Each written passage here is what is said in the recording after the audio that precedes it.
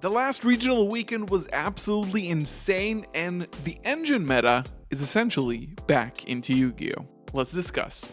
How's it going, YouTube? Welcome back to another video on the channel. Today, I want to discuss a very disturbing trend going around in Yu-Gi-Oh! Right now, and it is the fact that people are just shoving the very unlimited, powerful engines that are available right now in the Yu-Gi-Oh! TCG. Let's take a look at what I'm talking about and then go over some deck lists from this weekend where a lot of regionals took place. And let me tell you, you're not ready for these deck lists at all. Before we begin, like the video. It's super important that you like it, then subscribe, and afterwards, share it to a friend who plays Tenpai, right? First of all, thankfully, YGOProDeck.com, not sponsored by the way, has a breakdown of the most used cards in deck lists from period to period. This is basically the last month, 29 days of meta.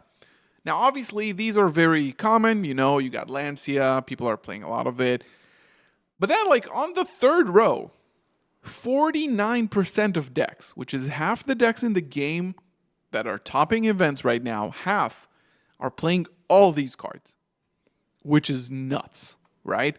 Fiendsmith is in half the decks in total topping regionals and events during the last month. It's probably no surprise to anyone. In the OCG, Engraver and Tract are both limited to 1. This engine is extremely powerful. It recycles back resources back into the deck. We also have Necroquip Princess, which the OCG doesn't have, which is crazy. And yeah, half the decks are playing this card and this engine, which is insane. Like, look at how many extra deck slots, but people don't care because it's literally the best in the game. Now, continuing from that, talking about engines and packages that people put into their decks regardless of the archetype they're playing, we have the Bestials, Magnemite and Drizworm. Obviously, both of them are limited in the OCG. Magnemite limited in the TCG. Should be banned, in my personal humble opinion. 44% of decks are playing Magnemite, and 40% are playing Drizworm.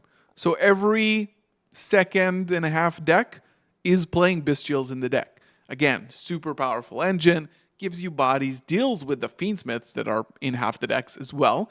So this is a super interesting breakdown. Of course, we have Ryziels, and then we are continuing to the next engine, which is Kashtira Fenrir and the Kashtiras in general, which are in a fifth of the decks, topping right now. So Kashtiras, again, pretty crazy. Then we go on, we have Malice, we have, again, Wraithsoth to search the Kashtiras, we got Unicorn as well, the Baldrake. So it's basically what you have here in the top 50, basically, up until like 15%. You have a few decks, basically Ryziel and Malice, that are heavily represented. And then you just have basically Fiendsmith card more than Malice cards, right? There's really no Fiendsmith deck. So this is a huge problem. And the fact is that during the next ban list, this is going to be addressed, I think. I think it's going to be addressed. Let's look at some crazy deck lists. Starting off with the craziest one I've seen, right? This is top 8 from the Italian Open. Francesco Simoncelli, right? 40 cards. Malice. You got 3-3-1, very lean engine. And again, here they're shoving in the Bestial engine because besides being extremely powerful, it offers a very strong recursion and grind game with branded regain. And it is extremely good in the mirror match because every time a Malice is banished, wants to activate its effect to come back, Regain just shuffles it back as chain 2 and draws you a card.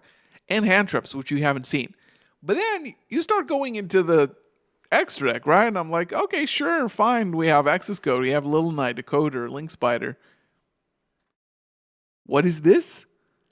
And then you go over to the side deck, and it's basically a Tenpai deck, which is insane. So, since their engine count is pretty small, Bestials are still remaining in the main. 1, 2, 3, 4, 5, 6, 7, 8, 9, 10, 11, basically. You have 11 cards to side in. 1, 2, 3, 4, 5, 6, 7, 8, 9, 10. 11, you probably leave one of the Malice cards, essentially, or you just take it out from Metaltronus, and then it's exactly 14 cards in the main to side out. So even Tenpai right now is an engine. You just side in the entire engine. Going second, you have a Tenpai deck. And with all these hand traps, which is basically more than your engine, yeah. Now, this was very interesting. This was in the Charleroi Regional from Edward Tan. Very innovative. And this is the perfect example of engine dot deck, right? We've had like an Eldritch format based. If you remember based, it was like it was Eldritch, Adventure, Rose Dragons, Halki Fibrax, 60 card piles, Souls, which is also here. So engine decks are not like new, but eventually they either get power crept or they get banned. I think when it comes to Kashiras, and I think Bestials too, I think it's time. I think it's time to go to one. I think it's time to go to one. Sorry. And I think it's time to ban this card. But yeah. So full Malice engine, but also Diabellstar and Kashiras. Why, you ask? Super genius, right? Diabellstar or Wanted plus Unicorn or Fenrir, just any Kashira, makes 2 level 7s. 2 level 7s makes Mecha Phantom Beast Dracosack, which is an Xyz 7. You detach one to activate the effect to summon 2 Mecha Phantom Beast tokens onto the field, right? You use these 2 tokens to make Cherubini Eben Angel of the Burning Abyss because they are Link 3s. You activate its effect, which sends a level 3 monster from deck as cost. You send Dormouse, and then you can turn the Dracosack and the Cherubini into a Haggard Lizardos to banish that Dormouse as cost as well. Like, once you stick this, everything else is cost to summon back the Dormouse. I mean, honestly, brilliant. Love it. You got Souls for draw power. You got extra field spells to send off of Magician Souls. Every time you have these, it's very beneficial. Allure of Darkness, and then Spell Card Monster Reborn, which is very interesting. We haven't really seen that in a meta context. Target one monster in either graveyard and special summon it to your field. It's negated and can't attack, but it's great removal. Very good against Fiendsmith cards. Very good against trying to like remove your own Malice cards. I absolutely love it. And then Lullaby of Obedience, also another great innovation, which basically takes a Lancia out of your opponent's deck. Or like, you know, a Bestial or a Fiendsmith. Like, give me a Magnamite. I want a Magnamite right now.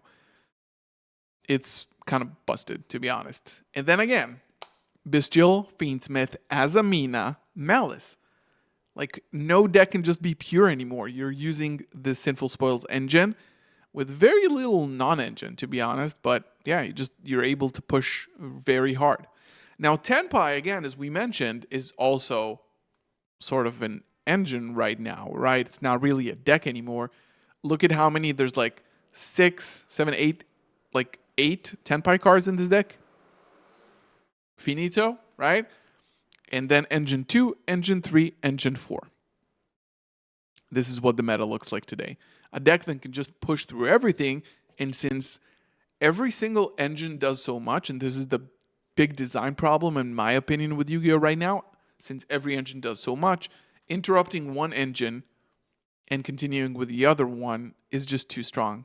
Like normal Pydra Imperm, alright, sure, Engraver effect in hand. Okay, Dubellion effect. There's just like so many interruptions that they're just like a very limited amount of them. You can't really deal with this.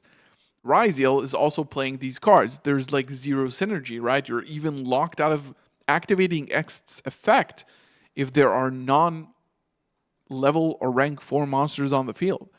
But you just take that concession because it's just like too powerful, right? Bestial Malice, again, we've seen that with the Tenpai stuff.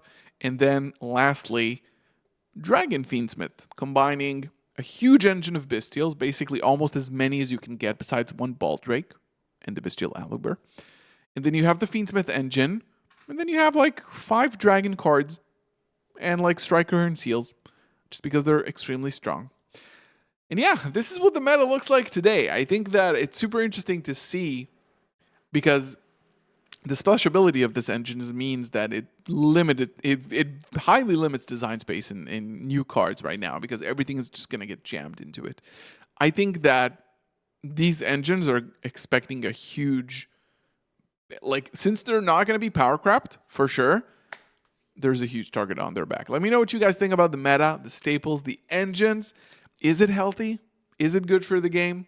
Is it actually a little bit more fun to just play a bunch of engines in one deck with no like actual title? Let me know. Like the video, subscribe to the channel. Thank you so much for watching. I'll see you in the next one. Peace.